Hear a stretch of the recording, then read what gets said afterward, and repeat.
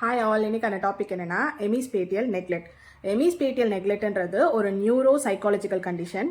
இதில் என்னென்னா பேஷண்ட்க்கு ஒரு சைட் ஆஃப் த பாடியோட அவேர்னஸ் சுத்தமாக இருக்காது. அவங்களுக்கு அந்த சைடோட ஸ்பேட்டியல் அவேர்னஸோ ஆரல்ஸ் அட்டென்ஷனோ ஃபுல்லாக நெக்லெக்ட் பண்ணிடுவாங்க.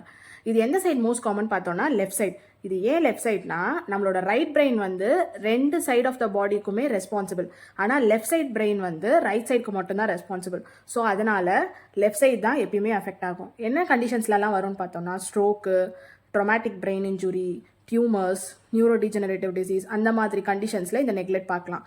என்னென்ன சென்ஸ்லாம் அஃபெக்ட் ஆகும்னு பார்த்தோன்னா விஷுவல், டாக்டைல், ஆடிட்டரி, மோட்டாரில் மசில்ஸ் வந்து இன்டாக்டாக இருந்தாலுமே அவங்க லெஃப்ட் சைட் ஆஃப் த பாடியை யூஸே பண்ண மாட்டாங்க. அண்ட் தென் வந்து நிறைய பேருக்கு அவங்க ஒன் சைட் ஆஃப் த பாடியை நெக்லெக்ட் பண்ணுறோன்ற அந்த அவேர்னஸ் கூட இருக்காது. ஸோ நெக்ஸ்ட் வீடியோவில் இதை எப்படி அசஸ் பண்ணலாம், எப்படி ட்ரீட் பண்ணலான்றதை பார்க்கலாம்.